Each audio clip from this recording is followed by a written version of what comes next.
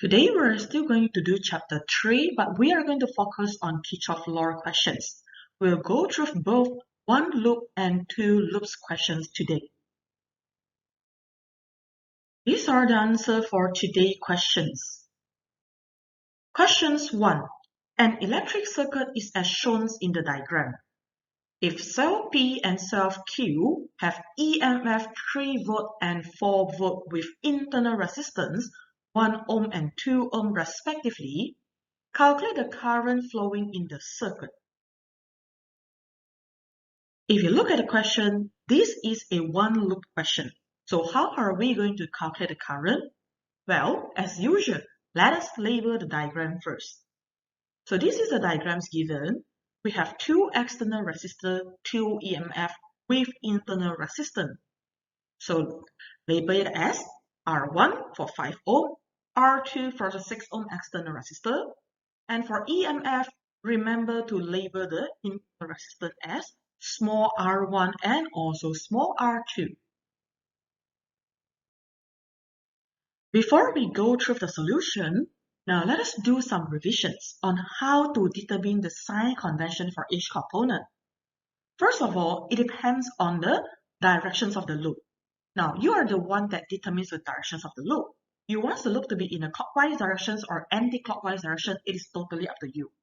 But then, the directions that you choose, it will affect the sign. Second, it depends on whether the directions of the loop, whether the loop is passes through the EMF or resistance. So both of them, they will give you different sign. So now let's look at an example. First, now this blue color arrow, it represents the directions of the loop. Let's say now you let the loop travel from left to right. So when it passes through this EMF, it is moving from negative terminal towards positive terminal.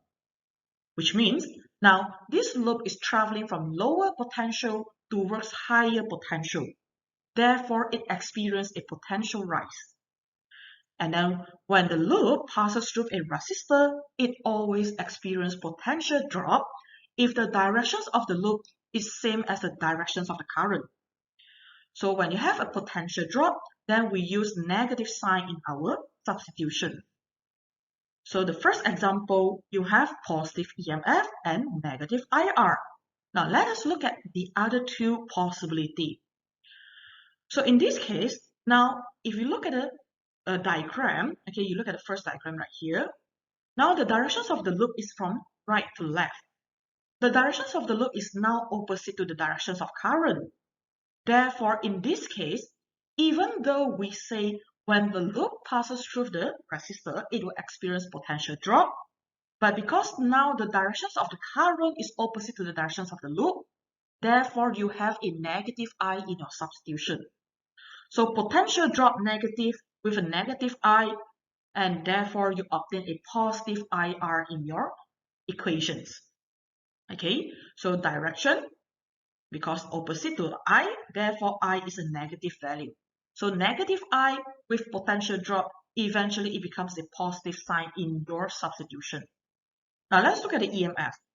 So now the arrow, the loop, is traveling from positive terminal towards negative terminal. Means that now you are traveling from higher potential towards a lower potential. In this case, we say it experienced a potential drop. Therefore, we have negative EMF in this case. So that is how we determine the sign convention for R and also for EMF. Now that we have a diagram with bit label, let us think how are we going to solve it. If you look at the diagram, you have just one loop without any junction, in which it means you can skip Kirchhoff's first law in this question. So straight away, let us proceed to Kirchhoff's second law, where summation V is equal to 0.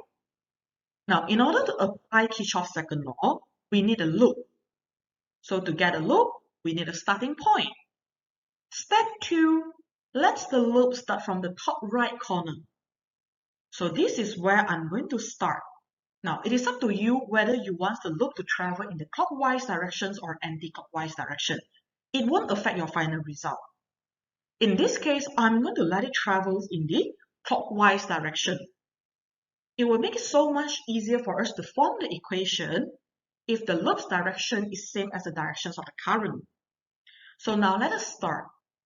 So first, the loop is going to move downward. As it moves downward, it passes through the first EMF. Now, when it passes through the first EMF, it's traveling from negative terminal towards positive terminal. So it's going to experience a potential rise in this case. So we have positive EMF1 in our equation. Then how about internal resistance? We are just going to treat it like any other external resistor. You look at the directions of the current. The directions of the current when it passes through this EMF1 is pointing downwards. It is same as the directions of the loop. Therefore, we say it experienced a potential drop. And thus, we're going to substitute it as negative IR1. So let us continue the loop. So now the loop is going to move to the left. As it moves to the left, it will pass us through R2. Now, when it passes through R2, what happened? Again, direction of the current is same as the directions of the loop. So it experienced another potential drop in this case. So we are going to write it as negative IR2. Now, the loop keeps traveling. It's moving upward. As it moves upwards, it's going to pass us through the EMF2 in this case. Now, as it passes through the EMF2, if you look at the diagram, this EMF2 also comes with an internal resistance. So what are we going to do with this internal resistance? Same as the first EMF. You look at the directions of current. Directions of current is pointing upwards, and the directions of the loop is also pointing upwards. Both of them, they are pointing towards same direction. Therefore, it experienced a potential drop due to the internal resistance. So we have negative IR2. And don't forget about the EMF. So EMF, well, it's traveling from negative terminal towards positive terminal. Therefore, you have positive EMF2.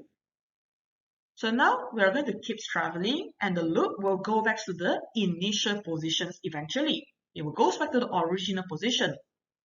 Now, as it moves to the right, it passes through R1.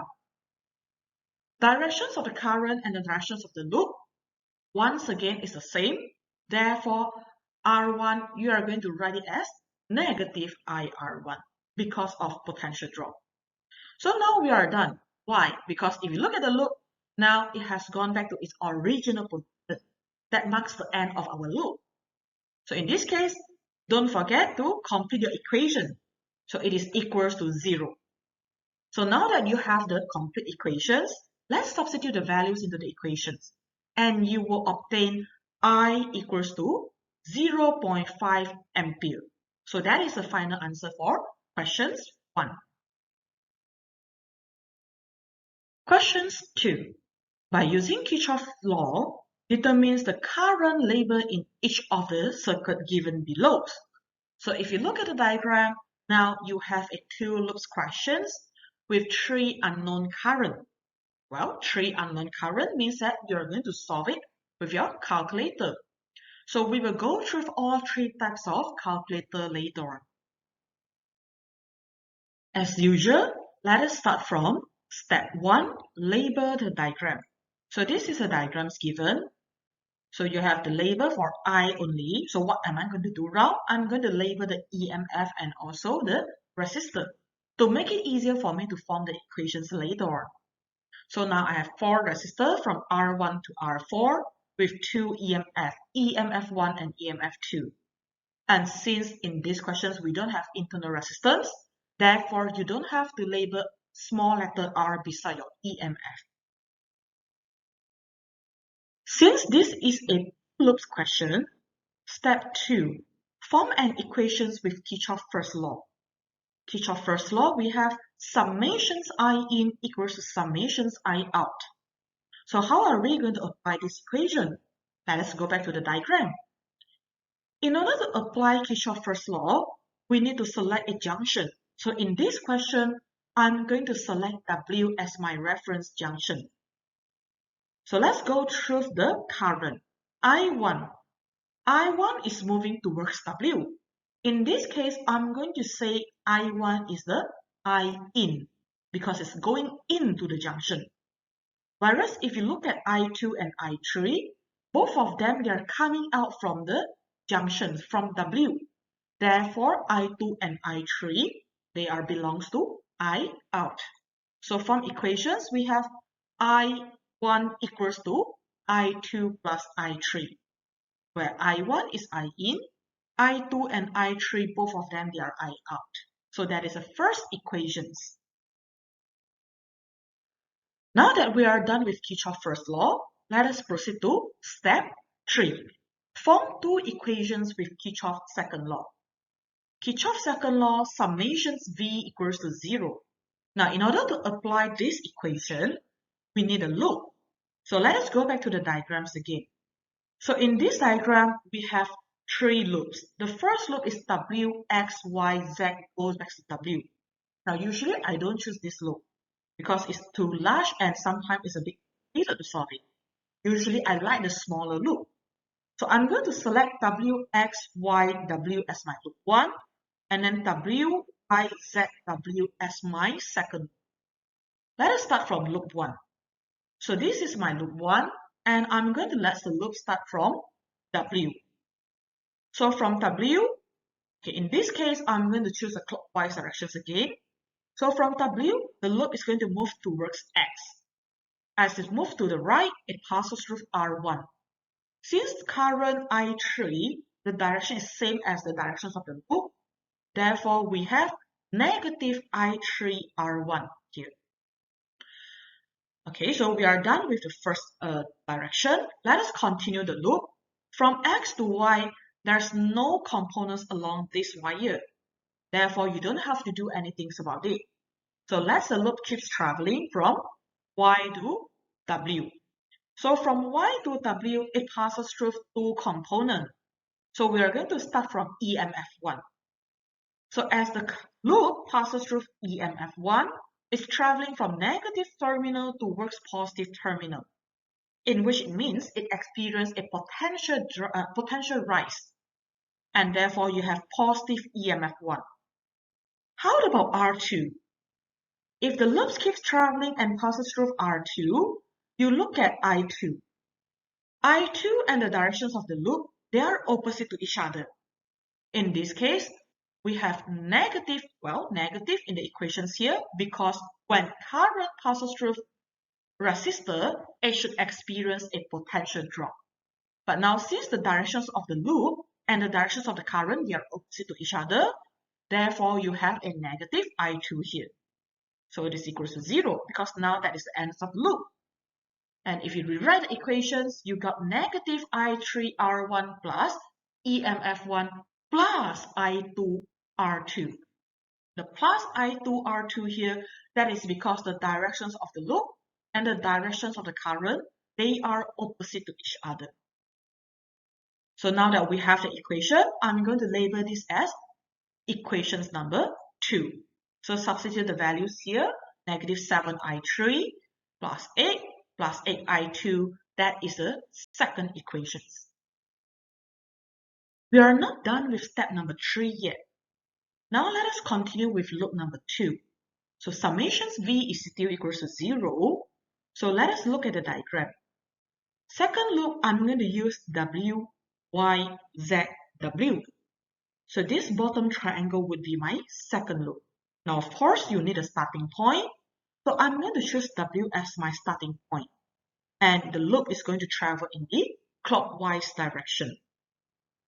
So now let us begin. If it moves in the clockwise direction, so it will travel from W towards Y. As it travels from W towards Y, it will pass through 2 different components, which is R2 and EMF1. Now let's start from R2. If you look at R2, the current passes through R2 is I2. And I2 has the same direction as the loop. Therefore, it experiences a potential drop. So we have negative I2 R2 in this case. And the second component would be EMF1. As the loop passes through EMF1, It's traveling from positive terminal towards negative terminals. So in this case, we say it experienced a potential drop, and therefore we use negative sign for EMF1. So let us continue the loop from Y towards Z. Let's move from Y to Z, it passes through R4. Directions of I1 is same as the direction of the loop. Therefore, for R4, we have negative I1 R4. If the loop keeps traveling and goes back to W now, so as you can see in the diagram, it's going to pass through two components before it reaches point W. So first, EMF2. Now, as the loop passes through EMF2, it's traveling from negative terminal towards positive terminal. So we have positive EMF2 here because it experienced a potential rise in phase.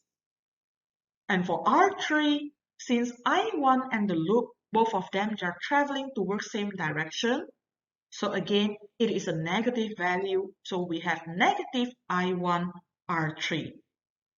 And now the loop is done, is complete, so it is equals to 0.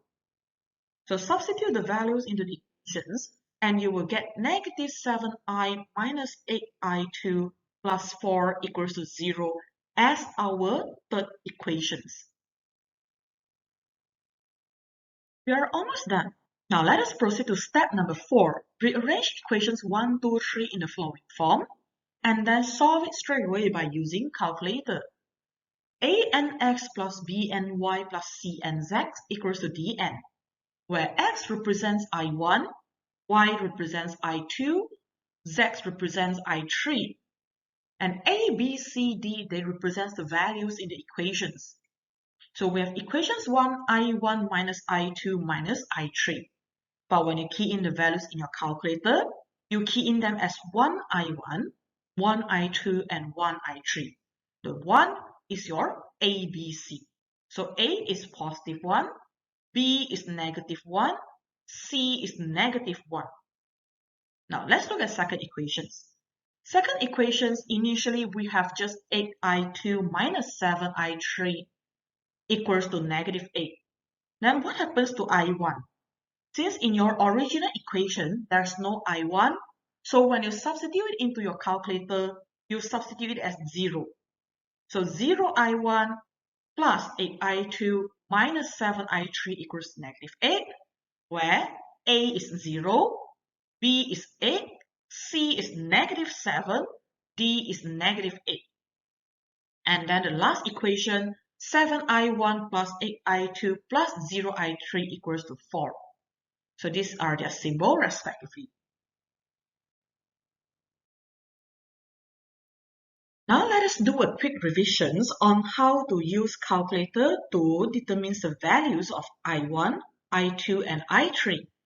So first, if your calculator model is ES and VN, this is how it looks like. So step number 1, select mode. After you select mode, the screen looks like this. And the ones that we want is number 5. So you select 5, and this is how the screens look like. And then we want the equations number 2. So select 2. After that, you just key in the value, and you will straight away get the final answer. If your calculator model is MS, then that is how it looks like. So you press mode 3 times, and then the screen will appear like this. The ones that we want is number 1, so you select 1. After that, since we have 3 unknowns in our equation, so select 3. And at last, you just key in the value. If you have the latest model, which is an EX model, then that is how it looks like. So as usual, you select mode. After you select mode, you will get a screen like this. The ones that we want is not on the screen, it is in the following row. So how are we going to do? You select the arrow downwards 2 times and to the right 1 times. Then you will go to the ones that we want, which shows you A and then equation / function. So it means you need to select A in order to choose that function. So how to select A? Step number 3, you select alpha and then followed by the negative sign. After that, you will get a screen like this. Now, the one that we want is a simultaneous equation. Therefore, we are going to select one. After you select one, it will ask you how many unknowns do you want. Since we have 3 unknowns, I1, I2, and I3, therefore we select 3.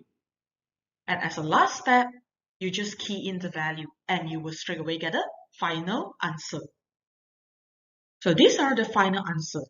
I1 equals to 0.77 ampere, I2 equals to negative 0.17 ampere, and I3 equals to 0.94 ampere. So that's all for today. I will see you all again tomorrow.